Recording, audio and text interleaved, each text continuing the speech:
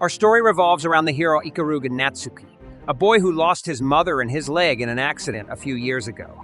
After a harsh life in the big city, he returns to find his old countryside home half swallowed by the sea, left without a family.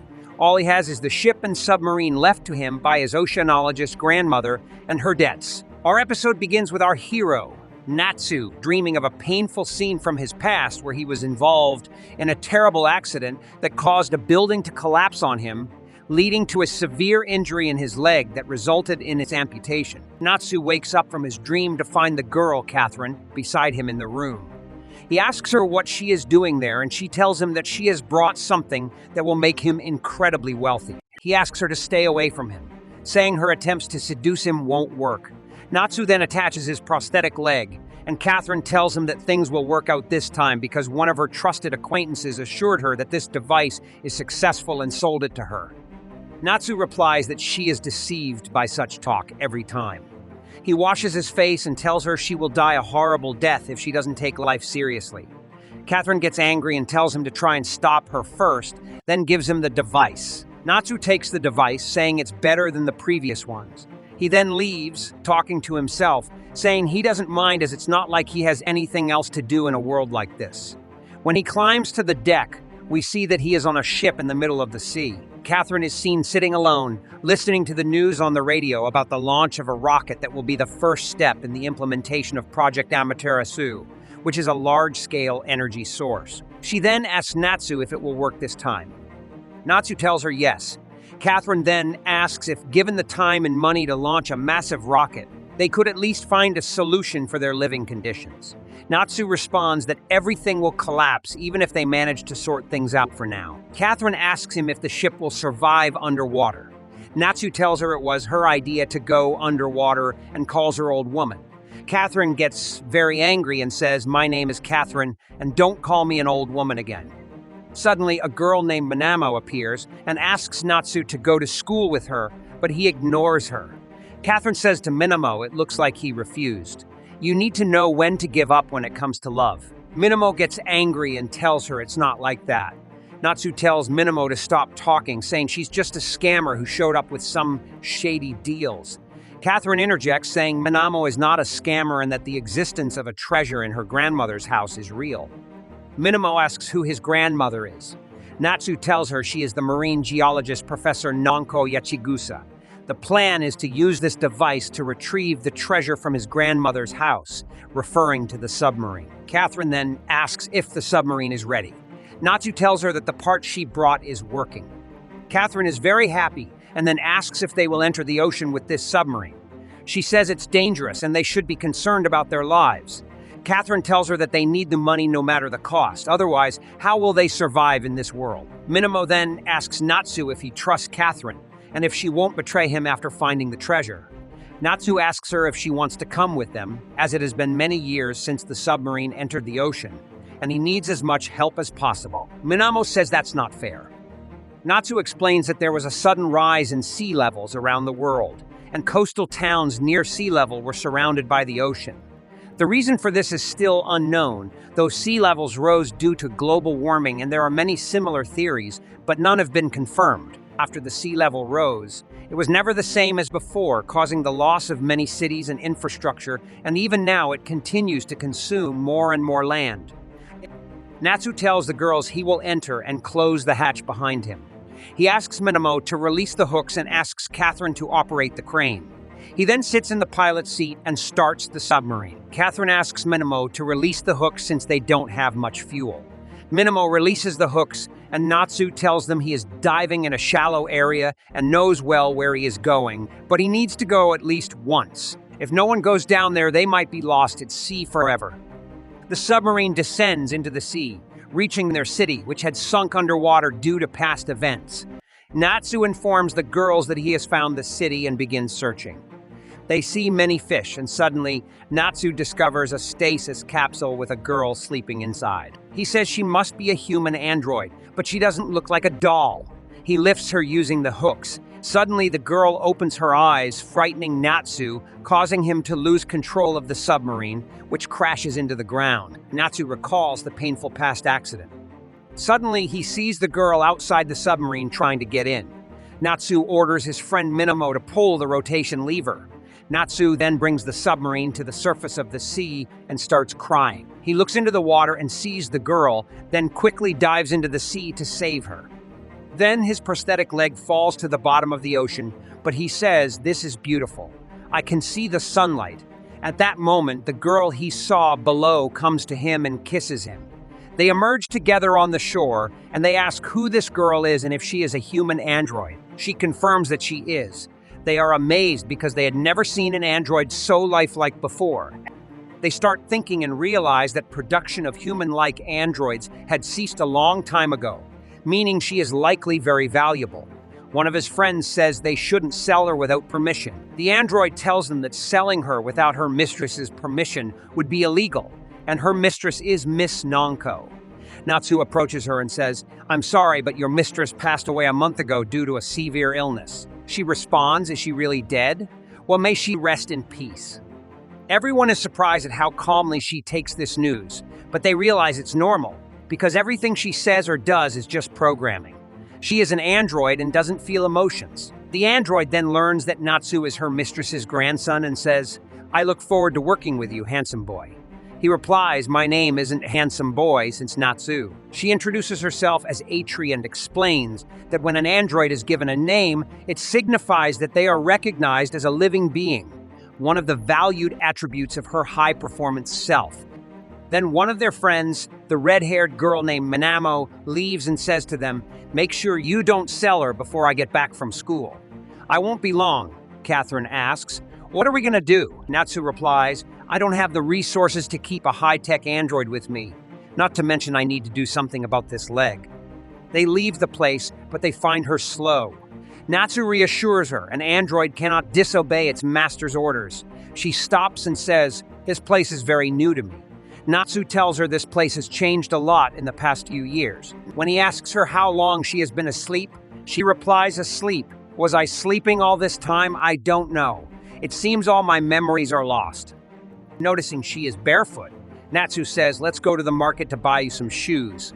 Atri starts choosing a suitable pair of shoes, and when she finds one, she is very happy.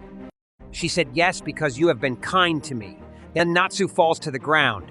Atri runs to him and checks on him, then helps him up until he says he is fine, explaining that he has an old model prosthetic leg. He takes out his walking stick and starts moving again as they go to the buyer who intends to purchase Atri. After examining her, the buyer finds that she is a fourth-generation model from the Yamazaki manufacturer and writes down her price on a calculator. They are thrilled with the amount as it could change their lives. But Atri says, "Wait a moment before selling me. My previous mistress gave me an order before I went into that long sleep. I want you to wait until I fulfill that order." When they ask what the order is, she thinks for a moment and then forgets the information. Everyone is surprised because she is a robot and can forget things like a human. The scene shifts as they leave the place, and Tree can't believe she forgot something so important.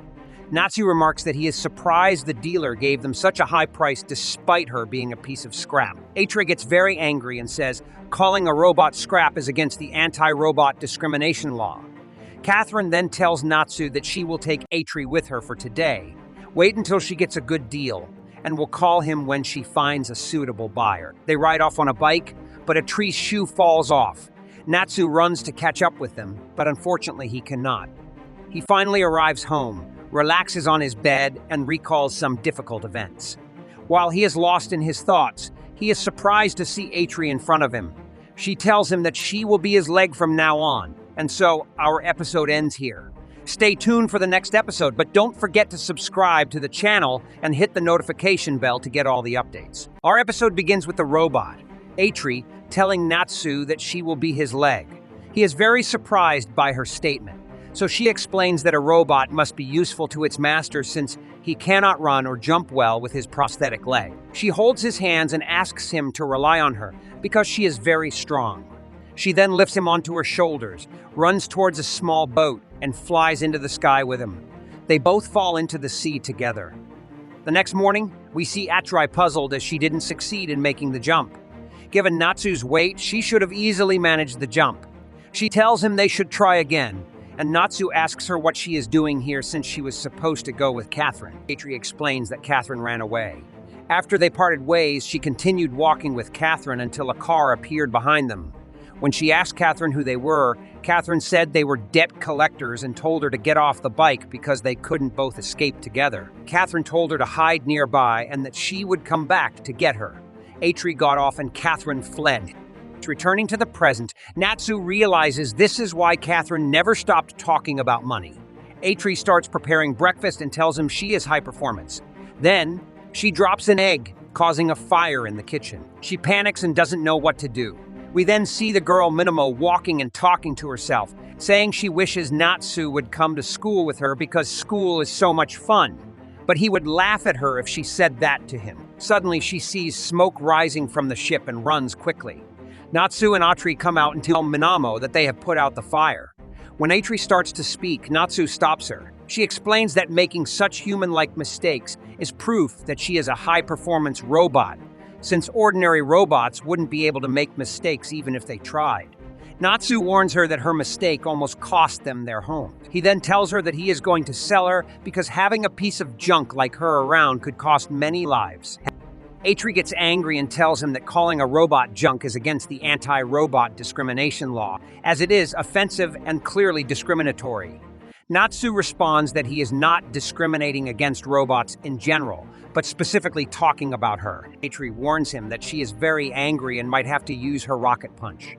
Natsu reminds her that robots cannot attack humans and grabs her hands to take her with him. Minamo interjects, saying that his decision is wrong because Atri is the humanoid robot that his grandmother cared for, so he should look after her. Natsu agrees, saying that if his grandmother left something important behind, there should be some record of it. He decides to investigate and goes into the submarine. He returns with some of his grandmother's belongings, saying these are the only items he could find. Minamo asks Atri if these items remind her of anything. Natsu opens a book searching for records about rising sea levels or anything related to upcoming weather modifications, as his grandmother was an oceanographer deeply concerned with these issues. Atri suddenly understands and says that his grandmother wanted her to stop the rising sea levels using her power. She believes she might possess the power to control the ocean and save the world. She then asks to show them her power and approaches the ocean, attempting to use it, but fails. Natsu comes closer and hits her on the head, asking what she thinks she is doing. He then asks if she remembers anything about his grandmother. Atri admits she doesn't remember anything at all. Minamo suggests they all go to school together since all the children go there, and they might discover something about Atri that could help her remember. Atri mentions that the word school sounds familiar to her and begins to think deeply. Minamo and Natsu eagerly ask Atri if she remembered anything. Atri replies that it's lunchtime, which makes Natsu lose hope.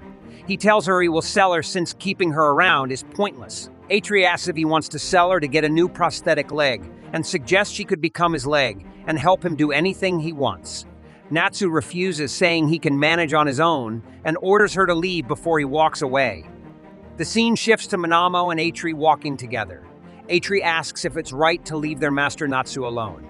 Minamo explains that sometimes humans need some time alone. They arrive at Minamo's house, and she tells Atri that her father is the regional chief, but has gone to the mainland and wants her to join him. However, she stayed because Natsu returned, and many people still live in the city, so she is not alone.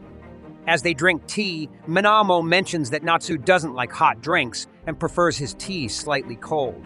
She knows a lot about him because they've been friends since childhood. She says Natsu is very intelligent and attended the academy on the mainland, claiming he would save the world and make life vibrant again.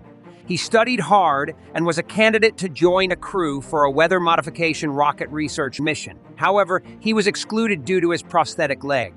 Despite this, he continued to work hard, but the rising sea levels postponed the rocket launch indefinitely. Atri asks if Natsu wants to go to space on a rocket, offering to fulfill that wish for him. Minamo tells her that it's very difficult and assures her that Natsu won't sell her. She is confident that Natsu loves her and won't part with her. She advises Atri not to ask too many questions and to stay by Natsu's side, as it would be very beneficial for him. That night, we see Atri returning to the submarine. She enters and finds Natsu sleeping on the bed in an unusual state. She places her hands on his forehead, and he opens his eyes. She tells him he is not well and she needs to wipe his sweat so he doesn't get cold. Natsu grabs her hand, tells her not to worry about him, and asks her to stay by his side. He rests his head on her lap and tells her to call him Natsu instead of Master. The next morning, Natsu wakes up screaming, realizing that the night before he was not in his right mind and had asked Atri to sleep beside him. Atri tells him he is much kinder than she expected. This angers Natsu, and he hits her on the head. Atri angrily responds that waking a sleeping robot is against the robot protection law. Natsu demands she delete anything related to the previous night from her memory. Atri tells him she cannot erase such memories because he asked her to stay by his side and slept on her lap. Natsu screams and orders her not to mention it again. Later, we see Atri standing beside Natsu, brushing her teeth. She complains that she cannot brush her back teeth and asks for his help, saying it is the owner's duty to maintain his robots regularly and that she would fetch a higher price if well maintained. Natsu helps her and then tells her he won't sell her for now. The main deal was to split the money with Catherine, but since she is not around, selling Atri without her consent would cause a big problem. He also asked Atri not to talk to anyone about what happened the previous night. Atri mentions that Minamo told her that Natsu had fallen in love with her, which is why he wouldn't sell her. Natsu yells at her and Atri tries to calm him down, telling him she loves him very much. Natsu threatens to tear her apart and delete all her memories himself. At that moment, Minamo enters and sees Natsu holding Atri's head angrily. She calms him down, and they all sit together at the table. Natsu tells Minamo that Atri deserved his anger, and that he will discuss the matter with Catherine and sell Atri immediately. Minamo suggests that since Atri will stay with them until Catherine returns, they should all go to school. When Atri asks Natsu if he will go with them, he refuses. Consequently, Atri also refuses, stating that she must stay by her master's side. Natsu tells her he doesn't want her to do that. Minamo points out that she knows he doesn't want to go to school, but it's the only school left in the city. Once it's gone, they won't be able to attend any school. She then leaves. The scene shifts to Atri and Natsu as they go to fetch some food and water. Natsu explains that the infrastructure is broken, so they still can't use electricity or gas, and they don't have running water. They fill up their water containers and then go to get some food. Atri finds a can of potato chips and asks Natsu if it's edible. He tells her it is, but advises her to put it back because many children come to that place, and they would be disappointed if they found no chips. He explains that they must consider both themselves and others. He recounts that there were people who only thought about themselves and took whatever they wanted. But they left the area a long time ago. Those who remain are people who don't have enough money to leave. They climb to a higher place where Natsu points out the windmills and explains that the mainland used to be visible from beneath those windmills. Back then, they were still connected to the mainland, and the place wasn't as devastated as it is now. Atri comments that despite everything, the town is still beautiful. She mentions that a girl like Minamo, who is wealthy, still chooses to live in this town even though she has the option to move to the mainland. Some people don't leave because they love it here, and perhaps that's why Nanko wanted to stay and save the town. Atri then spots a rocket and asks Natsu if it will ever fly. Natsu tells her that it will fly one day. He is sure of it. They head back home, and on their way, Natsu stops and tells her they have taken the wrong path to a place he has never been before. Atri says this place is not in her memories either. Natsu asks if the place doesn't trigger any memories in her. Suddenly, Atri asks if this place is the school. We then see Minamo, and Natsu and Atri approach her. Natsu asks Minamo to look after Atri the next day. Atri looks at the school and feels a strange sensation from her past memories. When Minamo asks her what's wrong, Atri says it's nothing and that she's fine. And so, our episode ends here. To follow more new episodes, please subscribe to the channel and activate the notification bell to stay updated with all the latest content. Our episode begins with Natsu wearing his prosthetic leg. Atri tells him that it isn't very sturdy, but Natsu responds that he has no choice but to use it since it's all he has. He also takes a cane with him just in case. Atri becomes upset and jealous because he relies on the prosthetic leg, despite her telling him multiple times that she wants to be his leg. Natsu tells her that it's not necessary, but Atri feels humiliated as a robot that she was defeated by a prosthetic leg. She believes she should prove her superior efficiency and usefulness. Natsu interrupts her, saying it's not needed, which makes Atri even more angry because he doesn't let her finish speaking. He then tells her that they will go somewhere together, as starting today, he wants her to go to school. Atri becomes very happy because he will go with her. The scene shifts to the school, where we see Natsu giving Atri a notebook for her lessons. Atri is thrilled and tells him that now she can keep a record, as Nanko advised her to do so, to document what happens every day. Natsu asks her why she doesn't just store the information in her memory, since she's a robot. Atri explains that keeping a physical record is a good way to exercise her memory in a more human-like manner in case she ever loses her memory. This means she has high performance. Natsu tells her not to be too full of herself, then looks at her notebook and sees the note, "I will go to school with Natsu." Atri gets angry and tells him that this violates robot privacy laws. After that, they stand in front of the school building, and Atri suggests carrying Natsu easily since she has high capability. Natsu tells her that it's not necessary. Suddenly, 3 children appear with sticks and tell Natsu and Atri to stop. They call them mercenary killers, which surprises Natsu. The girl tells him she knows who he is. He's one of the bad mercenary killers who came from the mainland. She suspects he has a hidden gun in his cane and will kill people with it whenever he wants. Atri stands in front of Natsu and tells the girls that they'll have to go through her before hurting him. One of the girls tells Atri to move aside, calling her insignificant.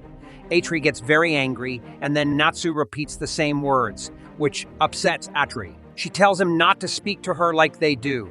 Natsu approaches the girls and tells them that he must enter the building no matter what. He raises his cane towards them and says that if they don't move, he'll kill them with the gun inside it. The girls get scared and run away. Atri tries to catch up with them, but the girls board a boat and escape into the sea. Atri decides to swim after them, telling Natsu she can easily jump and reach them. As she is about to jump into the water, Natsu grabs her by the neck and tells her there's no need for that, since they can use another boat. They get into the boat and follow the girls to the building, but find no one there. Suddenly, they hear the school bell, and we see Minamo in the classroom with the 3 girls. She asks them to take their seats, and the girls tell her that there's a mercenary killer chasing them. Natsu and Atri enter, and Natsu tells them to stop. Minamo is surprised to see him at the school. The girls accuse Natsu and the insignificant one, referring to Atri of chasing them to kill them. Natsu responds by saying they can call the insignificant one by the name Third Antique Junk, which makes she insists her name is Atri. Natsu looks around and asks where the teacher is. The girls explain that Minamo is the teacher, teaching them Japanese, mathematics, science, social studies, and everything else. Minamo tells Natsu that all the teachers have migrated to the mainland, and her parents asked her to close the school and handle the paperwork for the move. She also mentions that they don't have electricity, so they can only conduct lessons during the day. Natsu tells her that she should send these children to the mainland to live a better life since there are relief programs for all kinds of disasters there. Suddenly, a person named Ryo appears and tells Natsu not to interfere, saying he doesn't understand anything. He questions what someone from the elite, who left this place to join the academy, could possibly know. Natsu responds that he hasn't abandoned this place. He studied hard and joined the academy to be useful. Ryo retorts that Natsu should be genuinely useful instead of isolating himself on a distant boat. He criticizes Natsu and others like him, accusing them of spouting cliches and ideals without doing anything meaningful. This angers Natsu. The scene shifts to Natsu, Atri and Minamo leaving in a boat, bidding farewell to the girls. Atri tells Minamo that she was very happy to attend school.